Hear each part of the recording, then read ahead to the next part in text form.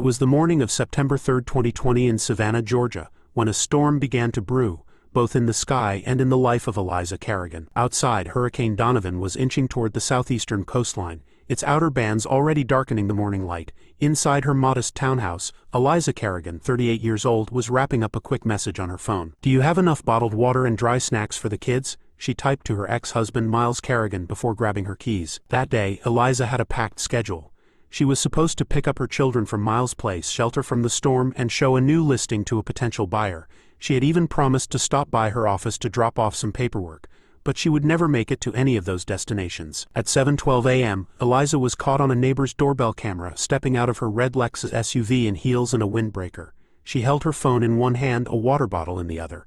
Then nothing, she vanished. As Donovan's winds picked up speed and rain began to pummel the streets, Eliza Kerrigan's presence was wiped from the world as completely as footprints in a storm. Eliza May Kerrigan was born on November 12, 1981 in St. Augustine, Florida. Her early life was far from easy. Raised by her parents, Danielle and Curtis Kerrigan, both of whom battled substance abuse, she learned instability before she could write her own name. By the time she turned 10, Eliza was living with her paternal grandmother, Ruth Kerrigan, after both her parents died just weeks apart. Curtis from a heroin overdose, Danielle from what the coroner ruled an accidental mix of prescription drugs and alcohol. Despite her difficult upbringing, Eliza was resilient. With her striking green eyes and naturally curly dark hair, she had a presence that could light up a room, and a laugh that disarmed even the sternest adults. She worked hard, studied harder, and won a partial scholarship to a regional college where she studied hospitality and tourism. By 2002, Eliza had landed a job as a flight attendant for Atlantic Airlines. The position was perfect for her. She was adventurous, curious, and naturally empathetic. She traveled across the country and even parts of Europe, collecting experiences and stories like souvenirs. In 2006, while on a layover in Charleston, Eliza met Miles Kerrigan. He was 7 years older, tall and reserved, with a dry sense of humor and a quiet, calculating presence. Miles worked as a logistics coordinator for a shipping company, and despite his introverted nature, he was undeniably charming when he wanted to be. They began dating long distance and married the following year. In 2009, they welcomed their first child, Madeline, and 2 years later a son, Julian. At first, it seemed idyllic. Eliza was thriving at work, Miles had been promoted, and their children were healthy and bright. But beneath the polished surface, cracks were spreading. Miles' temper, once only a flicker, began to burn hotter. He struggled with jealousy, particularly during Eliza's frequent travel. He'd accuse her of affairs, never with evidence, always with certainty. Eliza, by contrast, tried to make things work. Friends described her as too patient and always trying to see the good, but patience had its limits. In early 2019, after 13 years in the sky, Eliza made a drastic change. She left Atlantic Airlines and joined her uncle's boutique real estate firm, Kerrigan and Gold Realty in Savannah. She wanted to be home more for her children, and as she admitted to close friends, just in case I have to fight for them. In February 2020, Eliza filed for divorce. Court records later showed she cited irreconcilable differences, but private texts to her cousin and lifelong friend Melissa Graves painted a different picture. In one message, Eliza wrote, "He thinks I'm cheating again. I can't live like this. It's like walking on glass with him every single day." On March 18, Eliza called 911. According to the police report, she claimed Miles had threatened to take the kids and disappear if she didn't stop the divorce. The report was marked as non-criminal, and no arrest was made, but to Eliza it was a turning point. Though the separation was official by May 2020, the custody agreement remained in limbo. Technically, Miles still had equal legal rights to the children. Still, Eliza tried to keep things civil. She believed that showing kindness, even when undeserved, would create a smoother path forward. She even helped Miles find a new townhouse and personally helped him move in. Then came August 2020. Eliza met Noah Clarke, a jeweler and fellow single parent whose shop was down the street from her office. Noah was outgoing, witty, and deeply respectful. Their chemistry was instant. Within weeks they were sharing coffees, then dinners, then late-night phone calls. Eliza hadn't smiled this freely in years. By August 20th, she had introduced Noah to Melissa and a few close friends. She warned them not to mention him around Miles. "Not yet. I want to tell him when the time's right," she told Melissa. "I don't want drama." That right time never came. On September 1st, Eliza posted a photo of her and Noah at the riverside with the caption, "Didn't think I could feel this full again. Grateful beyond words. Red heart #new chapter." 2 days later, she vanished. On the morning of September 3rd, Eliza woke up at Noah's apartment. They had spent the night making hurricane preparations and watching the weather updates on TV. Eliza packed her things, kissed Noah goodbye, and told him she would drop by Miles' place to grab the kids and ride out the storm together. At 7:12 a.m., Noah's indoor camera caught Eliza walking through his kitchen, tying her hair into a bun. At 7:17 a.m., the outdoor camera showed her getting into her car, phone in hand. By 9:30 a.m., Miles texted Eliza's uncle, Martin Kerrigan, saying, "She said she's taking the kids to Atlanta until the storm passes, left in a rush." Martin knew something was wrong. Eliza didn't make sudden plans. She didn't leave town without telling someone. And she definitely wouldn't go dark during a major real estate deal. By noon, Martin reported her missing. What followed was a frantic, desperate, and infuriating search. But the biggest obstacles weren't just the storm or even the silence, it was the man who knew more than he let on. In the next installment of this rewritten true crime saga, we'll uncover the suspicious inconsistencies, the surveillance trail, and the moment when the quiet mask finally cracked. By the evening of September 3, 2020, Hurricane Donovan was making landfall just south of Savannah. The streets were empty. The wind moaned like a warning siren, and power lines trembled overhead. But inside Martin Kerrigan's home, the storm outside was nothing compared to the one forming in his heart. Eliza hadn't called. She hadn't texted. Her real estate appointment had been canceled due to the storm, but she still should have answered her phone. She always did. Martin called Miles. "She left," Miles said casually. "Took the kids. She said something about going to Atlanta." That didn't sit right. Martin knew his niece. She never made spontaneous trips.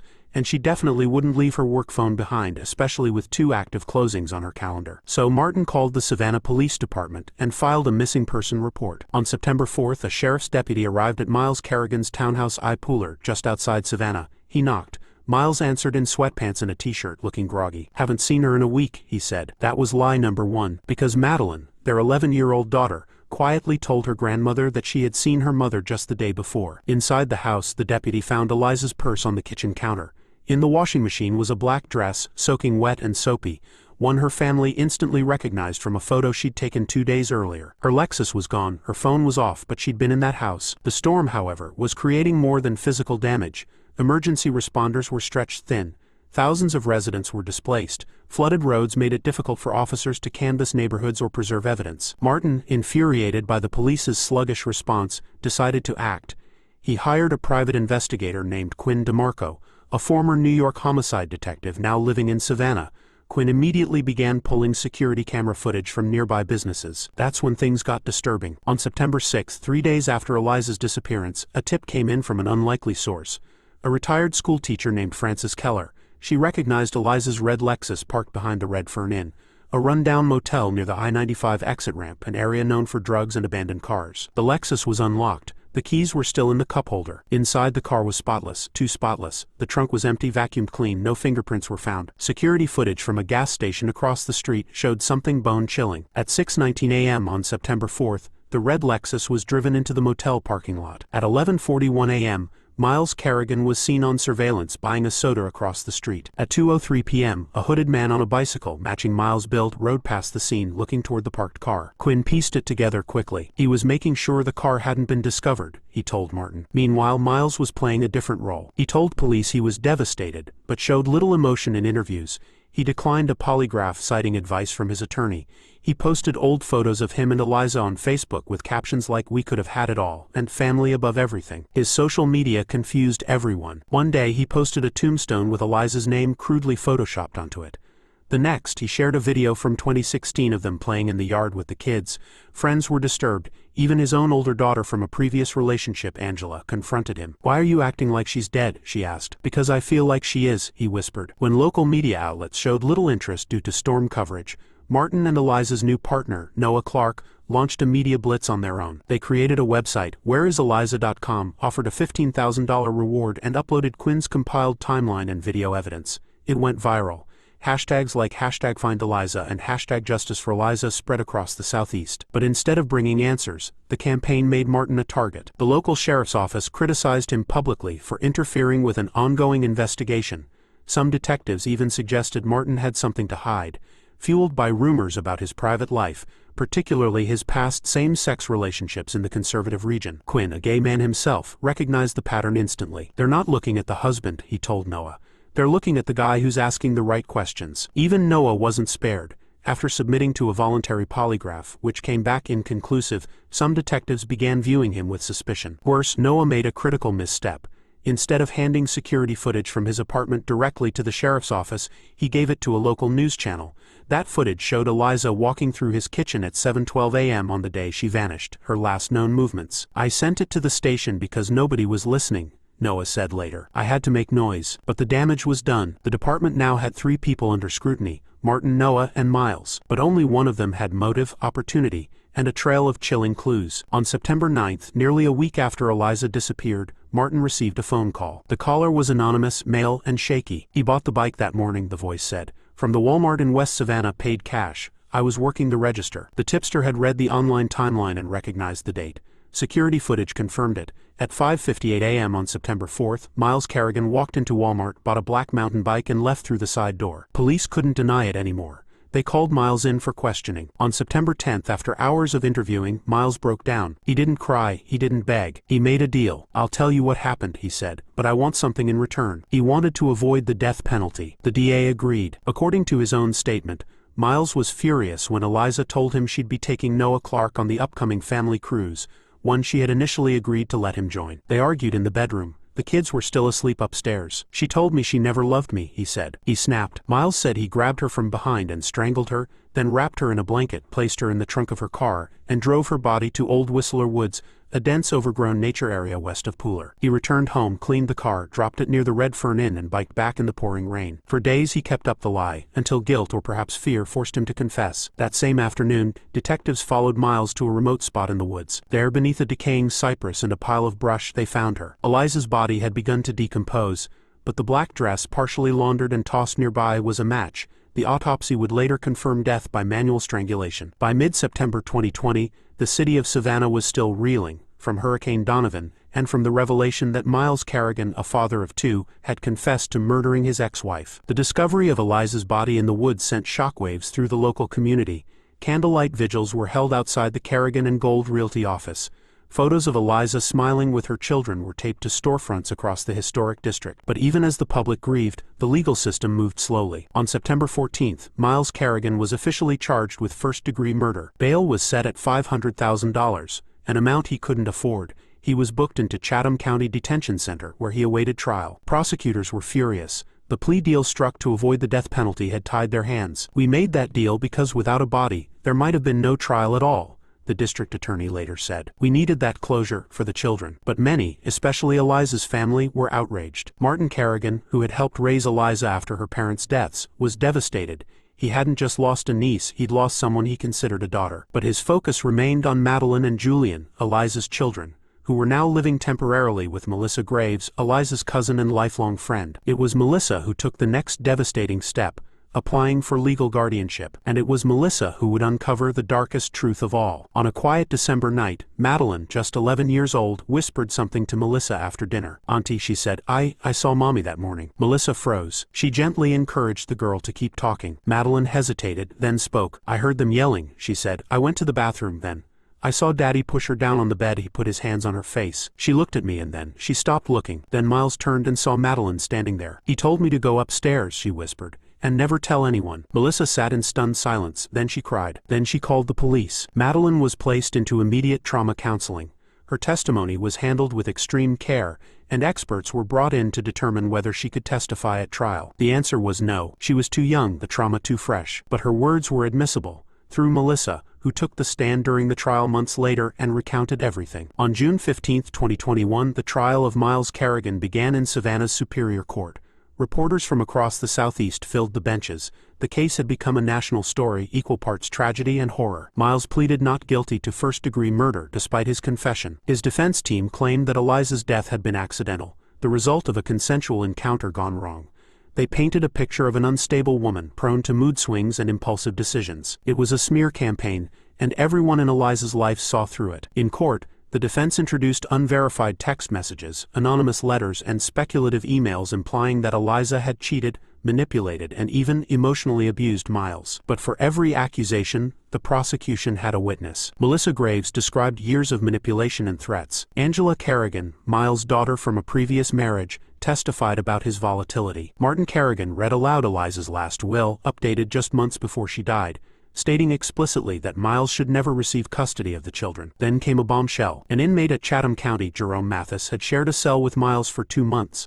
On the stand, Jerome testified that Miles had bragged about killing Eliza, said she disrespected him, that she said she never loved him and that she was going to take some new guy on the cruise. He said he used zip ties, Jerome said. That detail, the zip ties, had never been made public. Only the forensic team and Miles would have known. The prosecution called the case what it truly was: a domestic execution born not from passion but from entitlement and control. They showed the jury the timeline, the bike footage, the motel drop-off, and finally, the confession. He couldn't control her anymore, the prosecutor told the jury. So he ended her. On June 20, 2021, after just 3.5 hours of deliberation, the jury returned its verdict: guilty of first-degree murder. When the judge asked if Miles had anything to say, he only said, "I just wanted her to love me again." The courtroom was silent. The sentence, 50 years in prison, eligible for parole in 25. Eliza's family was devastated. Martin wept openly. Melissa refused to look at Miles. Outside the courthouse, reporters asked if the sentence felt like justice. "Justice would have been Eliza walking through my front door again," Martin said. This is survival." In July 2021, Melissa Graves was granted full legal custody of Madeline and Julian. Some sources said she and Eliza had once dated in college. Others described them as soul sisters. Whatever the truth, Melissa was now the closest thing to a mother the children had. She vowed to raise them the way Eliza would have wanted, with love, laughter, and absolute safety. After the trial ended in June 2021, the media vans left Savannah. The courthouse quieted, the national headlines moved on. But inside a modest 2-story home in the Ardsley Park neighborhood, Madeline and Julian Kerrigan were learning how to live again. Their lives had been split cleanly in half, before and after. Before, there was bedtime reading, school plays, and their mom's blueberry pancakes. After, there was trauma therapy, supervised counseling, and the slow, careful rebuilding of something that resembled normal. Melissa Graves, now their legal guardian, was doing what no one ever expects to do: raise 2 children whose mother had been murdered by their father. She wasn't a mother by blood, but she became one by conviction. Eliza's will had named her as the children's emergency guardian, a decision Eliza had made just 4 months before her death. Melissa honored that with fierce loyalty. She changed nothing about the kids' bedrooms. She preserved Eliza's scent on her pillowcases. She hung a photo of Eliza in the hallway, eye level with the children. Every night, Melissa tucked them in with the same quiet words: "Mommy loves you, and I'm here always." In the months following the verdict, Savannah held its breath. Local organizations began hosting domestic violence awareness forums, using Eliza's case as a grim reminder of what often hides behind closed doors. The Chatham Women's Resource Center saw a 40% increase in calls after Eliza's story aired nationally on 60 Minutes. For many, the case raised the same terrifying question: if a woman like Eliza, smart, prepared, and strong, could be murdered by her ex, who else is at risk? The truth? More than most people wanted to admit. For Martin Kerrigan, Eliza's uncle, grief didn't end with the funeral. It didn't end with the trial. He channeled his pain into action, founding the Eliza Project, a nonprofit dedicated to helping women safely exit abusive relationships. He organized fundraising galas, lobbied for legislation, and collaborated with shelters across Georgia. One of the laws he pushed for, the Protective Custody Clause, aimed to automatically suspend custodial rights for parents named in verified domestic abuse reports, even before charges were filed. It passed in April 2022. Martin called it Eliza's Law. Noah Clarke, Eliza's boyfriend at the time of her death, disappeared from the spotlight shortly after the trial. He gave one brief interview to the Savannah Tribune, then moved out of state. In his words, "I didn't just lose her.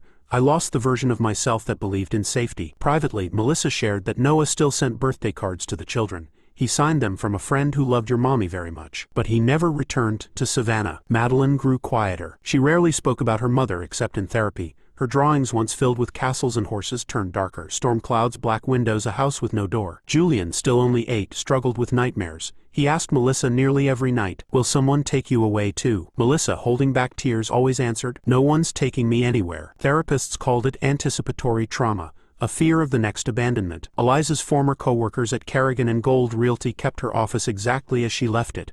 Photos of the kids, a motivational quote above her desk: "Rise, even if your knees shake." Clients sometimes walked past and asked, "Is she out today?" Staff would gently reply, "She moved on, she's in a better place." In early 2023, Martin received a letter from Miles Kerrigan, sent from the Georgia Correctional Facility in Macon. It was handwritten, shaky, 4 pages long. He apologized. He claimed to be haunted by visions of Eliza. He begged for forgiveness, not from Martin but from the children. He ended the letter with, "Please tell them I still love them, that's all I have left." Martin never responded. He burned the letter in his backyard fire pit. "My job is to protect them," he told Melissa, "not confuse them." By late 2023, Madeline joined her middle school's art club. She painted a mural in the hallway titled "Light After Storm."